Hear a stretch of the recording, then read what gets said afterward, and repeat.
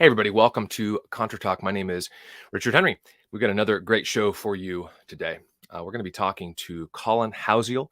He is a husband and a father. We met last fall at a conference and share a lot of similar interests.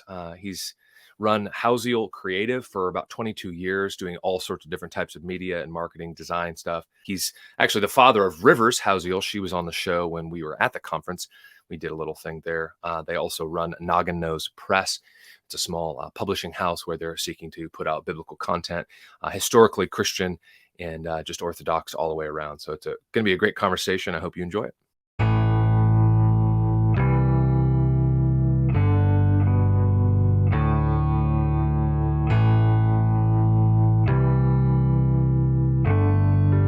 All right. Welcome to the show, Collin. How you doing today? I'm doing great. Thanks for having me, Richard. Yeah. Well, thank you for being here. As I said, Rivers was on the show talking about putting people like us to shame, or me to shame. She's written 4 books, right? 5 books, 4 books, and she's like 20. 20. Okay. Yeah. I'll say though that she's not married and doesn't have kids, right? So that's correct. Yep. Well, I know you have Noggin Nose Press. We'll talk a little bit about that. And it's not necessarily talking about your work, although that will overlap for sure. But you had reached out, and we've talked before, and just having similar interests as far as kind of getting out of the city. I think we've seen that in the last few years. We see, whether the riot or the protest, quote unquote, is a just and good one or a horrendous, awful one. In one sense, it doesn't matter. I don't want people marching down my street and looting and destroying stuff and chanting and all sorts of things. And we saw that a lot with 2020, 2021, of course, J6, the insurrection. Not really. But all the BLM stuff and we see these other things happening. There's a lot of benefit, but there's increasingly a lot of disadvantage of being in a city. I'm originally from California, grew up in northern and southern, lived just outside of Los Angeles. So, had everything at the fingertips, and then lived in Louisville for a number of years, which was still, it's multiple hundreds of thousands of people, lots of immigrants, lots of different cultural stuff. And now we're in a much smaller area. The whole county only has about 25,000 people. And so you guys left. Why don't you just tell us, before we get too far, though, tell us just kind of who you are, about your wife, your kids, and what you're doing and where you're at and all that. Yeah. Again, my name is Collin Houseal. My wife, Vicky, and I have, my wife, Vicky. I worked out how I was going to say that, and I knew I'd get it wrong, but I got it right. My wife, Vicky, and I have 6 kids, ages 20 down to 7. And we homeschool. I work from home office, about 30 yards from the house. And so we're a pretty home-centered family. I think even probably more so than most. I was born and raised in Memphis, lived there for 35 years. And I think early on in our marriage, Vicky and I talked about wanting to get out one day. She and I both loved the country, loved being out, just being out and away from all the hustle and bustle. And there's never really been anything about the city per se that's drawn me. I've never been one of those that's liked the bright lights and the hustle and bustle and all that. But anyway, early on, we decided we wanted to get out. And I guess 4 or 5 years into our marriage, that became kind of a serious quest. And then in 2008, we left Memphis and moved over here to Northeast Arkansas onto some land that's been in my wife's family for generations. Oh, wow. And we loved it. Haven't looked back. In fact, I tell people my only regret is that we didn't do it sooner. Yeah. Nice. That's great. I think that's one thing that I think is what it was. You had responded to a video I did several weeks back about the benefits. I was saying the benefits of being in a small town. It was just an impromptu video in the car. But it really was. I mean, the guy I went and found a piece for people who didn't see, I had an issue with my HVAC, or my heater technically, or whatever it is, furnace. And I thought the pilot was out. Well, they don't really use pilots, I guess, anymore. Okay. It's now like a little igniter, kind of looks like a little lightsaber. It's just totally severed, like just shattered. And so I figured that out, troubleshooting multiple hours, and texting a friend who's an electrician, and he's like, well, try this and do this. And he's like, well, did you try an HVAC guy, local guy? Because I was just going to buy on Amazon, Right. And obviously Amazon, you sometimes you can't get around it, but sometimes you can. And ended up meeting a guy at his shop, 30 minutes, 20 minutes away. He not only knew my house, knew the owners of the house previous, who was a younger couple who fixed up the house a lot. He installed this HVAC. And so he knew exactly what it is. And we have a second unit upstairs, actually, where I am. And it's been having issues being an AC. And he's like, well, try this. I haven't tried it yet, but I will. And so you're not going to get that in a big town, was my point. Right. And you had responded to that and you say, yeah, and which I appreciate, because we talked even at the conference Fight Laugh Feast last fall quite a bit, and it was great to hear your story. And I think it's good to be surrounded by those, kind of like a Hebrews, a cloud of witnesses, right? In the sense that we're there, and it's like, yeah, no, you can do it. You have that inclination, you have that desire, you think Yeah. the Lord's leading you that way. No, go for it. It's all right. Do it. Don't be afraid. Press on. And I hope this conversation is that. So you guys are in Northwest Arkansas. Northeast. Northeast Arkansas. Okay, northeast. So how far is that from Memphis then? We're about 2.5 hours. 2 hours from downtown Memphis. Okay, so not too bad. So, if somebody's in maybe even someplace like California or New York, clearly they know the difference versus somebody who's not. But there's plenty of places, I'll promise you, of conservative, even in Illinois, plenty of conservative, nice places in all those deep blue states. You're going to get the taxes and some of the other issues that you're not going to find in a red state. But nevertheless, you can figure it out. If you're in Los Angeles, you can go, 2 hours northeast and find a pretty nice area that's much cheaper. Still going to be expensive compared to Arkansas or Kentucky, but it's going to be cheaper. So I think that's something that you don't have to look too far, is what I'm getting at. Right. So you're originally from there. So why did you move though? I mean, you mentioned that, you weren't ever really hating the city, weren't ever really loving the city. But you're from Memphis. I mean, again, I'm from Los Angeles, and I have my reasons. But were there more than one, or was it just kind of a conversation with your wife, or what? I don't think there was any one reason why we left. It was more just a big picture. Clearly we wanted children. I didn't want to. The way the last several years had gone, the last several decades, in fact, just crime, noise, just all kinds of things. I mean, there really were a myriad of factors, but just not wanting to raise our kids in that environment, wanting to get out, have room to breathe, room to hunt, fish, do whatever, room to, set up a garden, do all those things that kind of have become the hip thing to do these days, setting up a homestead. We that was just very attractive to us. And we knew we couldn't do a lot of that within the city. Mm-hmm. And so we originally started looking just outside of Memphis to see, can we get just a little ways outside, but not too far. Yeah. And we just never found anything that really appealed to us there. Then we started looking over further into Middle Tennessee, kind of south of Nashville. We had a lot of friends that lived out there that really were out in the country. Mm-hmm. And we just, again, couldn't find what we were ideally looking for. And it was really Providence, I think, that led us back to here.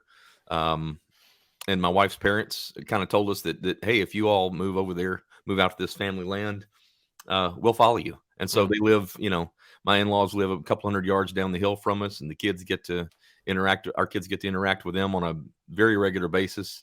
All of us do. And so it's been fabulous, but it's just opened up a whole world of different possibilities and a different approach to life, really. Yeah.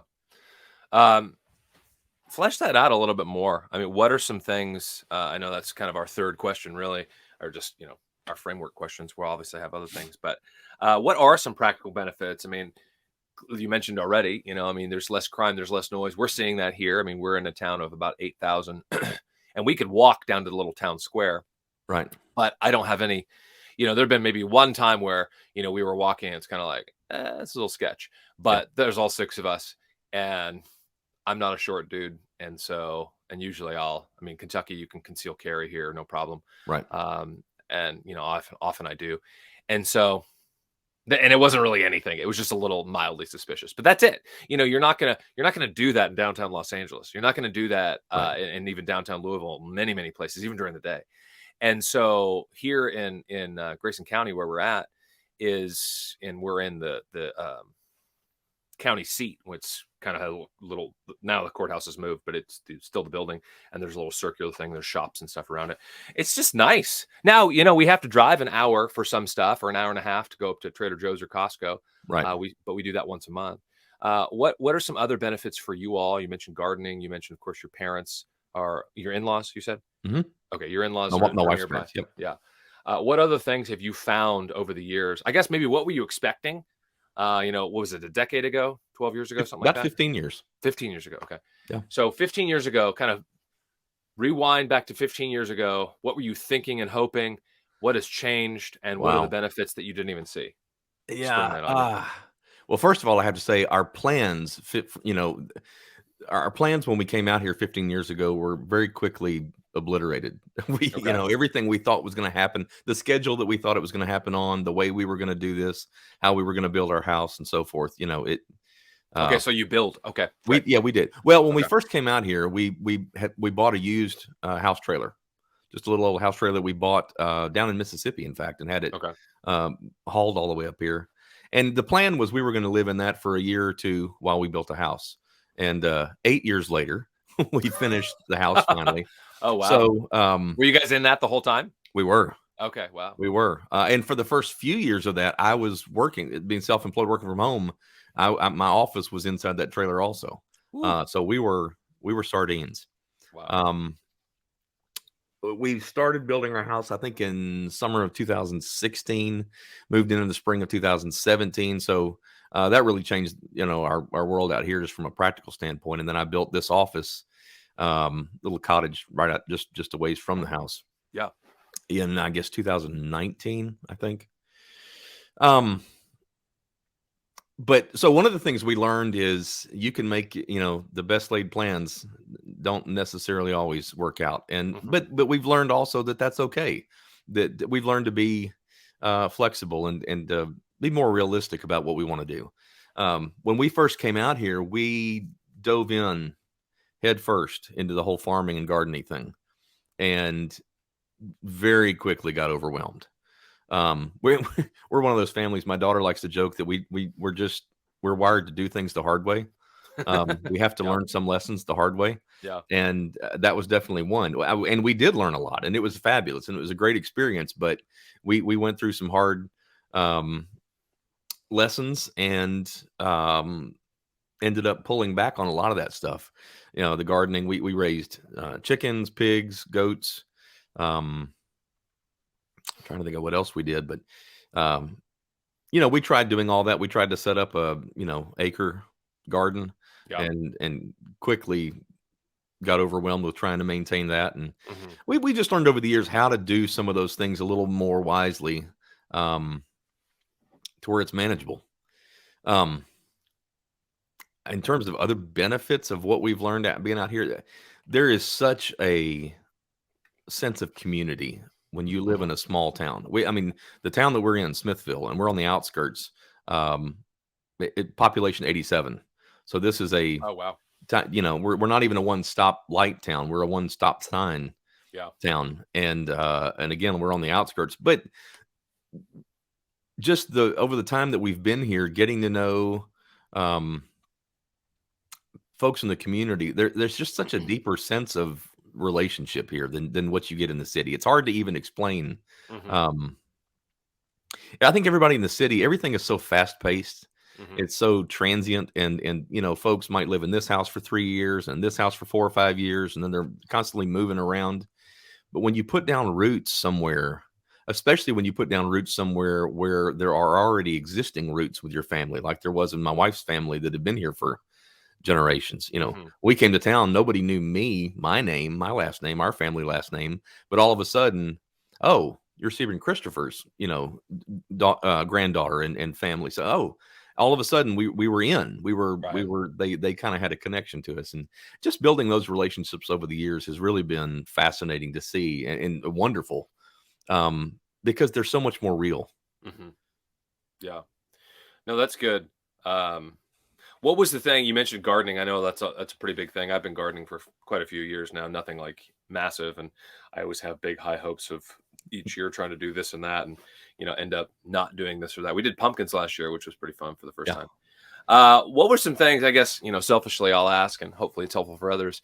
You mentioned an acre. That's huge. We have only a quarter acre here total. So, I mean, it's obviously more land than the average little McMansion in a suburbia context, but Yeah. it's not a lot of property. And we have some friends that have 7 acres, some friends that have 95 acres, some friends that have several kind of other in-betweens.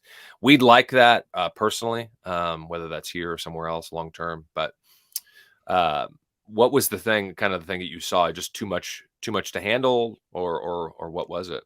Too much to handle, too much to maintain, not enough people. At that time we had my youngest or my oldest daughter was, I guess, 6 Oh, when okay. we came out here, and our second daughter was only 4 to 6 months old, Yeah. and we just didn't have a lot of help. We had my in-laws, which they were a huge help and still are, very much a blessing to us, but we didn't have enough people to do what we needed to do on that size of a Hmm. garden and take care of a farm and animals and all these different things, and we got out ahead of ourselves. Yeah. On top of that, just practical things. We learned that the ground out here is not. It's really rocky, a lot of clay and sand, and trying to build up soil fertility so that things will grow. Mm-hmm. Just the fight against weeds and all that, and watering and all those very basic things, but they're so important, and you've got to learn them. And sometimes you think you know how to garden. I mean, that was us. We thought we knew how to garden. We had a little postage stamp garden in our backyard when we were, back in Memphis, and that's just a very different thing from Yeah. trying to, till the ground and um, handle a much bigger garden. And we just had to learn a lot of that. Yeah. And over the years, we've pulled back. There were a couple of years where we just didn't garden at all because we needed a break from it. Now we've got a little raised bed garden. Again, working on building up soil fertility and all that so that we can actually get something meaningful out of it. But we're getting there. Yeah. Just takes time to learn. Yeah. You guys still doing animals and stuff? We have not in the last several years. Our Okay. barn burned in 2011.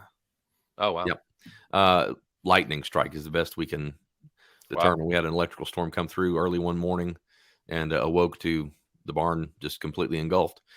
Wow. That Amazing. really took the wind out of our sails for a couple of years, really.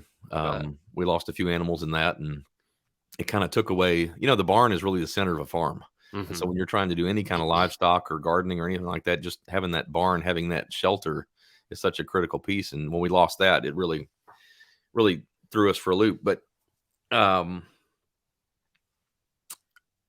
we've not done animals the last several years.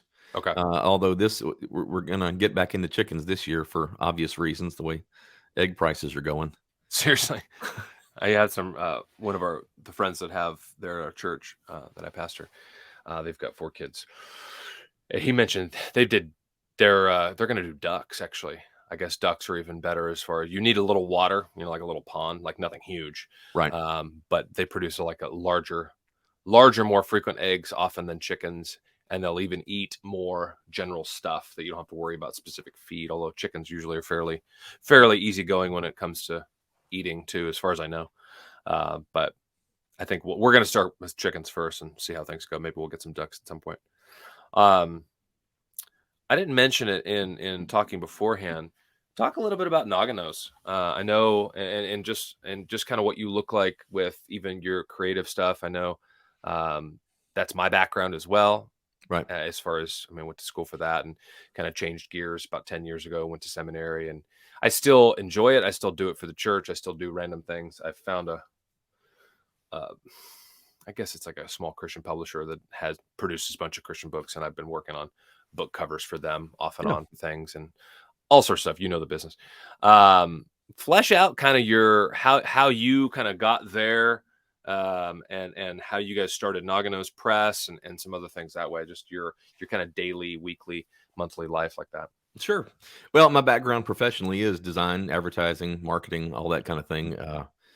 I've always loved print design. I do web development and all that, online stuff as well. Just it's kind of par for the course these days. But my love has always been print work, and so I kind of had the background to do. I had worked on a lot of other book projects for various authors or publishers, and then as my daughter grew, and we joke that she's wanted to be a writer since she was 4, but that's a true statement. I mean, she's one of those that's been blessed. Yeah. She's just always known what she's wanted to do. She's wanted to be a wife and a mother and a writer. Yeah. And so she finished her first book, kind of a fiction fantasy novel for kids when she was, oh goodness, I think she started it when she was 11, finished it when she was 14, and then we did some editing, a couple rounds of editing and so forth. But then we kind of had the idea with all the print on demand publishing that was available these days. We thought, you know what, let's publish this book, and even if it's only for us to give copies to friends and family, let's publish this and have some fun with it and see what happens. Yeah. And that slowly turned into a hobby business. To where we thought, we have this platform now. We've done this, and we kind of really enjoy it. So let's do some more of that. And so we did these other projects that she wrote, and then it's just slowly grown over the last 2 or 3 years into, I guess it's still kind of a hobby business or a side business, but it's becoming more and more a serious little venture. And we're loving it. We're having a blast with it. But that was really the background. I mean, we had me doing the design side and Rivers doing the writing side, and so there you've got the basic necessities for publishing a book. And that's just kind of how it happened. Yeah. Now, do you all already have people, like projects lined up, or is it only for her and people or are you do you accept like manuscripts and things for publishing more broadly, or how's that working? We are accepting manuscripts. The first year and a half, it was pretty much, we just wanted to learn the ins and outs of it a little more. And so we kept it to just her projects. But I think once we realized, hey, this could be a viable business, then we clearly wanted to grow it beyond just her and her projects. Yeah. So yes, for the last 6 or 8 months, we've been accepting manuscripts. And we in fact, we have 2 other authors that this year we're working on. One author has 2 books that we're going to be publishing for him. He's a well-known CREC pastor. I won't say his name at the moment because I don't know whether it needs to be public, but we're working on some scriptural commentaries for him. And then we have another children's novel coming out by a young author who really has a similar story to Rivers. She's a young, unpublished author, but really talented. And we're really excited to be able to publish her work. So that'll be coming out this year also. That's really become kind of the segment of the market that we've decided we want to focus on, is those young, undiscovered authors that maybe they're inexperienced, unpublished, and maybe flying under the radar of some other bigger publishing houses, but clearly talented, clearly worth reading. And we wanted to kind of give them a platform, like with Rivers. And so that's what we're doing. And we're pretty excited about it. Yeah, no, that's great. And explain the name, Noggin Nose. It all goes back to a bedtime ritual, which seems silly, but that was, when Rivers was, oh goodness, 2, 3, 4, somewhere in there. Kids love bedtimes. They're just anxious to go to bed every night. That's their favorite thing is, it's bedtime. I'm good night, Dad. Good night, Mom. No, it doesn't happen that way. And so you had me there for about half a second. I was like, well, that's not my house. No. One of them that she likes to, she'll zonk out. She'll pass out pretty quick, but everybody else, it's like, no. No. As River says, that bedtimes are bitter pills to swallow for kids. So we had to come up with some fun thing to do at bedtime. And me being the really weird, off the wall person that I am, we came up with this little routine called Noggins and Noses, where you, it was just this little silly little ritual that we called Noggins, Noses, and Elbows. And that became too long of a name to name the publishing company, Noggin, Noses, and Elbows. So we just shortened it to Noggin Nose. But it was just to kind of harken back to how it all started and our family and all that. And it had the benefit of also being an easy to find domain name.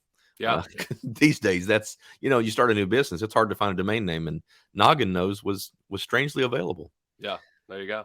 Well, you got the alliteration going too with noggin and nose, so that's always good. Rolls off the tongue really nice.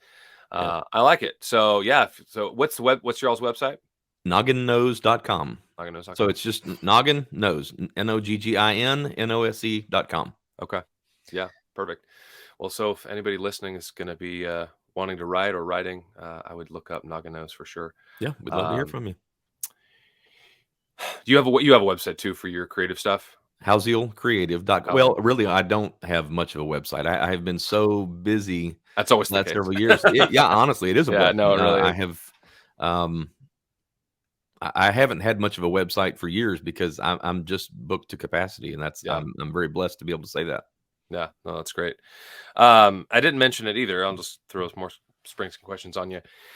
So we met at Fight Laugh Feast back in the Yep. fall, several months back. And I'm new. Grew up Baptist, non-denominational Bible church, California. It's very popular. Denominations, kind of people are very allergic to them on the West Coast, and I didn't really know about the CREC at all. I know Doug Wilson and Christ Church there, and multiple, not just obviously there, but multiple other churches, even internationally. So you guys are part of a CREC church there in Arkansas, right? We are. Okay. Yeah, a little church, Grace Covenant Church. It's I have trouble even explaining where it is because it's literally in the middle of thousands of acres of corn and soybean fields, and the town that it is technically in, I think there are 2 houses there, Okay. Wow. Fontaine, Arkansas. So it's kind of in the middle of nowhere, but it's Jonesboro is the the big town. I guess it's probably 50, 60,000 people there in Okay. Jonesboro. Walnut Ridge would be the next town, and it's probably 6 or 8 thousand people. And the church is kind of in the middle of those 2 cities. But Okay. I was born and raised, like you. My background is not in the CREC. Hmm. I was born and raised again in Memphis. Went to the mega church, Bellevue Baptist Church. Some of your Oh, listeners sure. may Yeah. be familiar with. Adrian Rogers. Yeah. He was my pastor growing up. We uh, I was on staff there for a while doing what I do, design and publications, and we left there in I guess 2005. Um, when we sort of came around to a better understanding of some of these reformed theological issues, Hmm. um, and moved to a Reformed Presbyterian church there in just outside of Memphis in Germantown, which is kind of a suburb uh, Oh, uh-huh. of of Memphis. But then when we came over here, we at that time Northeast Arkansas appeared to be a black hole for anything reformed. Um, Anything other than all the various Baptist variations, and then Church of Christ. Hmm. That's It's like that's that here. predominantly what we have here. But we were blessed to find a kind of a young small church, Grace Covenant Church, that honestly from the first Sunday we visited there, we've been a part of that church ever since. So I guess 14, 15 years now. Okay. I Well, serve as a deacon. We've probably against a small church, we've probably got 12 families. okay. Um, but yeah, we're a part of the CREC, and happy to be there. Yeah. No, that's great. Um, I'll spring a couple of those extra questions on you. Go for it. Well, that's uh I had one other one, but it slipped my mind, so it'll come back to me, I think. I hope. Uh, what are some other things that you would suggest for people if they want to kind of get in? They're in, a medium size or even big city, and some people love the city. And okay, Sure, fine. I mean, absolutely. with Chinese spy balloons flying overhead and talk of an EMP and other things, it's like, a lot of that sounds. I think some of the stuff that we heard even 5 years ago, or 10 years ago, I think we're all mildly conspiracy theorists, in one sense, and a lot of people just want to deny the plane. I mean, like Hollywood worships Satan, and like now we have the Grammys, literally. Now, of course, it's a cartoon. I actually did a video on that. It's a cartoonish version of Satan. Like Satan doesn't look like that, and red horns, and there's nothing in the Bible that says anything about that. It's all probably from the Middle Ages and all that. But there's a lot of, I think, Christians, people who have their head on straight, who are saying, I'm not sure. Like, they're not full on Right. alternative radio screaming at the top of their lungs with their tinfoil hat on and, looking for black helicopters. But at the same time, if 2020 and 2021, and even now, I mean, just with the State of the Union address, the union's strong. No, it's not, Biden. Sorry, bro. It's not. It's not at all. I don't know what you're Right. talking about. It is not strong. We're in Right. record this, record that, crime this. I mean, destruction over here. You got a freaking Chinese, whatever it is. Is it even from China? Who freaking knows? I don't trust any of the media.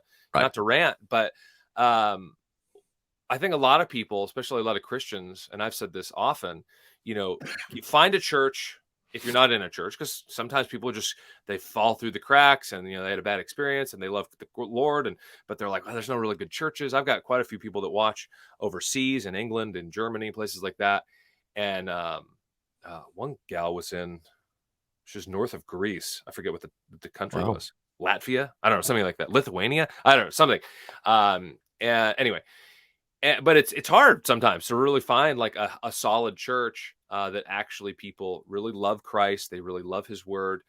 They love the truth. And, you'll kind of still get the country club mentality, or just kind of just really wishy-washy stuff, whether that's in a city, a huge urban complex, or out in the middle of nowhere. Right. You'd think, I would thought, even moving here, and we've been here 2 years, that everybody would be so church, so involved, so everything. And I'm convinced, not this is about me, but I was really surprised, because a lot of people who live in smaller areas, rural areas and stuff, they want to be left alone. And so they still need the Lord. And they still need to be part of a community, especially if they're a Christian. But you have this kind of individualistic mentality of like, no, I'm good.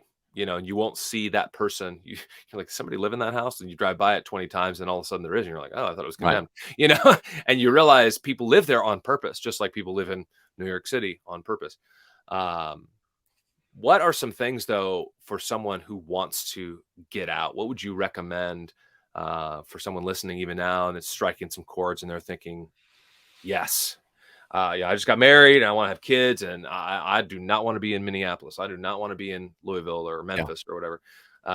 What are some steps that you would recommend from your experience, and just kind of things you've learned? Number one, approach it realistically. These days, and this is something that's happened. It's been an ongoing movement, but it's really happened over the last 2 or 3 years with the whole pandemic thing. This remote work, would be able to work from home, whether you're self-employed or whether you're working for a corporation or somebody somewhere, being able to work remotely, but have a plan, have a job. Don't just leave wherever you are in the hopes that it's all going to work out, and that you're going to, we kind of did that from the gardening and homesteading perspective. But I see I've heard about a lot of people who have done that. They just up and leave everything, and they think that they can just dive into a community, plant themselves there, and everything's going to work out. And more often than not, it doesn't. So I would say have a plan, have a job. If you've got a portable job, if you've got something you can do remotely, then that's a big piece of the puzzle right there. Second, and this has become more evident in recent throughout the pandemic also, have a church. Don't when you believe like you and I do, that the church is so critically important. And I talked earlier about how kind of home centric we are, that I work from home. My oldest daughter works from home. We homeschool. We just have a very home centered life.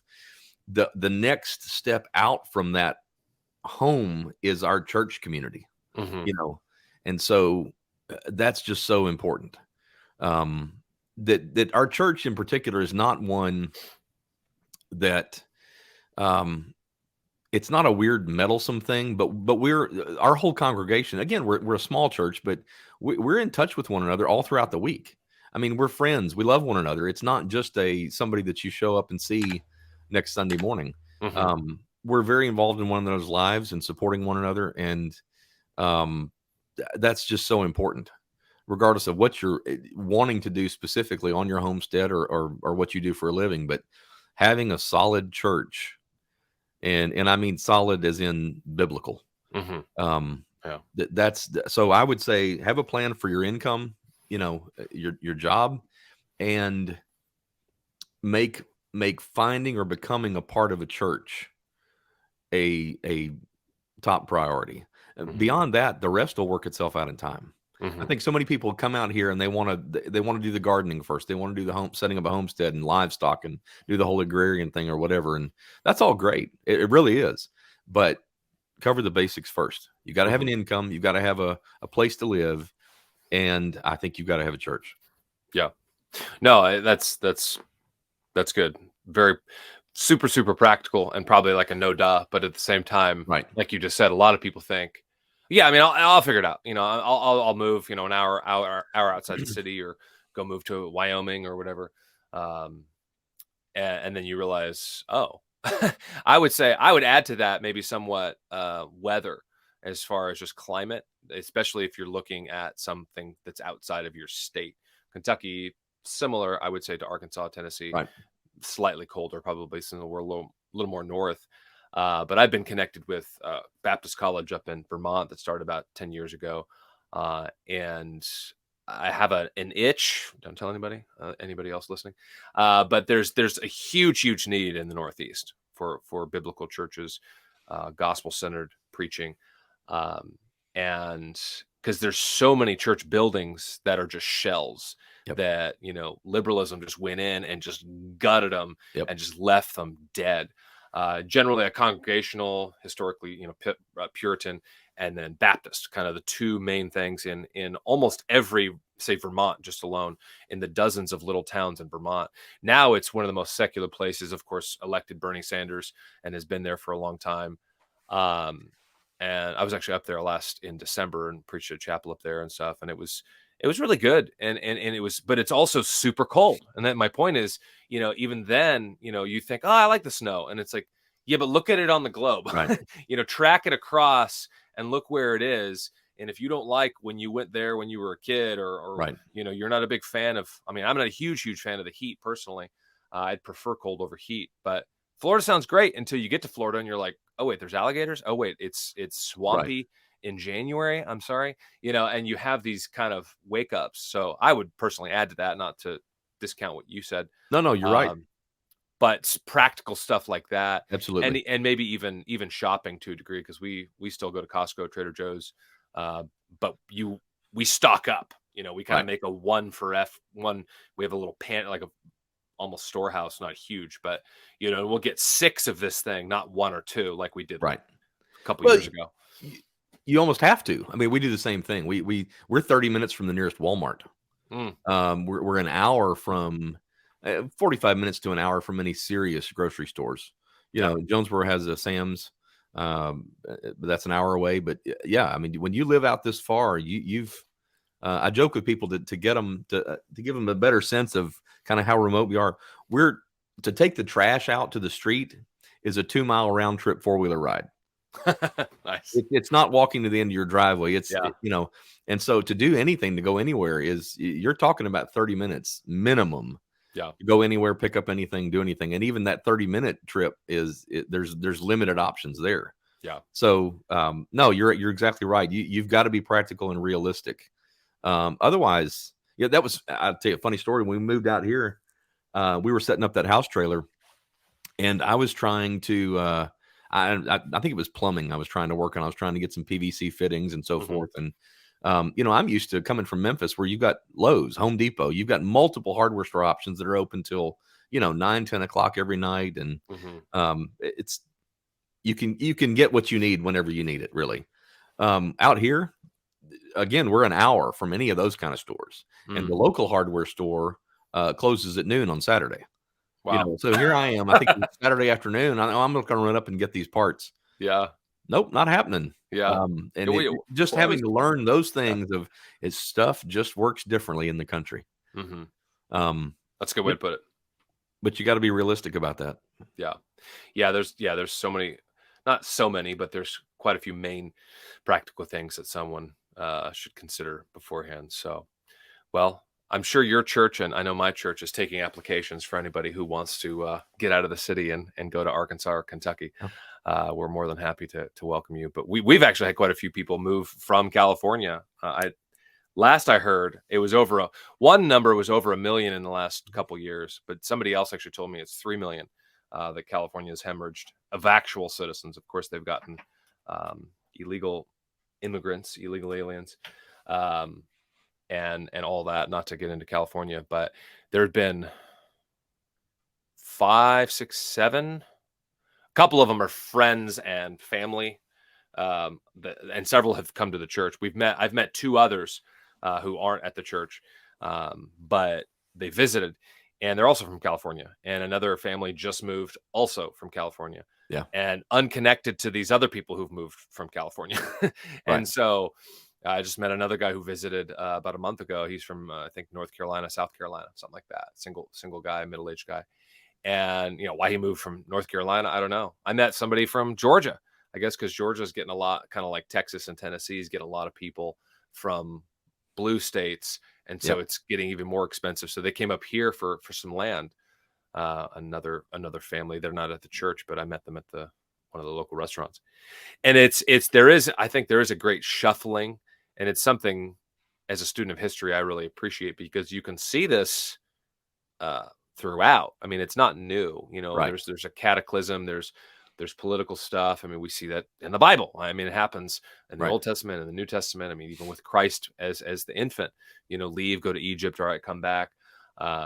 There's reasons to move. There's reasons to avoid uncomfortable things or persecution or just a better job. I mean, sometimes as evangelical conservative, we love the Bible. We get so kind of pious, and we're like, well, I couldn't possibly, well, that's just not the right thing to do. You need to stick it out. And it's like, yeah, but I got to pay my bills. I mean, I still have a love for my home state of California, Right. but there's an increase of God's moved many people out of there to Right. here, and they weren't in Los Angeles or San Francisco.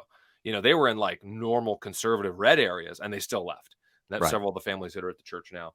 And so it's just like, okay, no, get your head on straight. That's not a good idea. But then you think, well, there's still needs, for gospel preaching. There's still needs for witness. There's still needs. Right.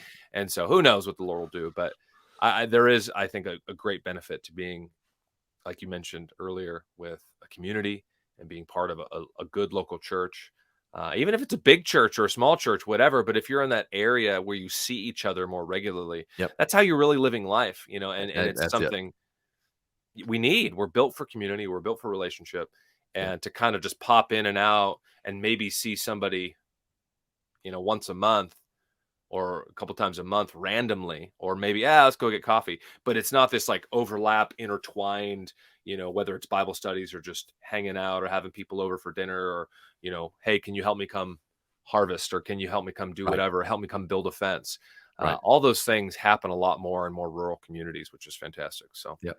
Well, I think a lot of what we're seeing, as you said, people moving out of these blue states, and it's sometimes it's entire states, or you could look at it from a state level. Sometimes it's just they're trying to move out of the major metropolitan areas. Um, you look at Tennessee for an example, Memphis and Nashville, and to a lesser extent Knoxville, Chattanooga. The major cities are.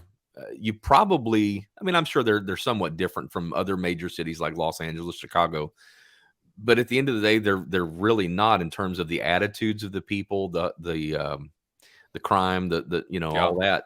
But once you get out of those cities, out into the rural areas of these states, it's a totally different thing. Just moving from Tennessee to Arkansas, neighboring states, but moving from the city of Memphis out to the rural area where we are, it was like moving to a different country. Oh, I bet. In a good way. Just the culture, the attitudes of people, and I wouldn't say that it was always better, but it was just different. But anyway, I think you're seeing a lot of that happening, and it's always happened. I mean, like you said, it's there have always been people that have wanted to go into the cities. There have always been people that wanted to get out of the cities. Yeah. But what the last several years has taught us is sometimes the reasons why people want to get out can be very different, and sometimes they don't even realize what it is that they're getting away from until they're out. Right. You don't see the other kind of hidden benefits. Right. Well, and then another way to put it too is this would be another piece of advice for people that want to get out is make sure you're running to something and not from something. Know what it is that you really want to do. Why are you getting out? Is there something that's happening in the city? It's fine. They want to get away from crime. They want to get away from noise and sirens and all that stuff. But know what it is that you're wanting to go towards. Have a goal, not just practical of we want to have a garden, we want to have thus and such land, but how do you want that to impact your family? Mm-hmm. That was a big thing that we discussed, my wife and I, and me being self-employed and being able to work from home. We intentionally wanted a very home-centric lifestyle. And so we moved to a place where we could do exactly that, with our kids, and just know what it is that you're going towards. Yeah. No, that's great. Well, I think that's great to end on, unless you have any last closing thoughts or something that popped into your mind. I don't remember what I was going to ask earlier, so that'll be for another day. But No, anything else you want to say? I think I'm good. Thank All you right, for brother. having me. Well, yeah, no, I appreciate it. Tell Rivers hello. I'll do it. We go way back, back to the conference. But yeah, so if anybody they're wanting to publish, or at least have it considered, I would reach out to Noggin Nose Press for sure, or talk to Collin if you need something designed. Although you sound pretty busy, Collin, so I don't know if you I am. get to it. And Honestly, don't I ask am. me. I do graphic design, but I have a billion things on my plate that I probably shouldn't add. So, but there's always good talent out there somewhere. There's a lot of different resources for people to find if they're trying to hire somebody or outsource something. So, Yep. Anyway, brother, I appreciate the talk. I hope this was helpful Absolutely. for everybody. Everybody take care and God bless. Same to you, brother.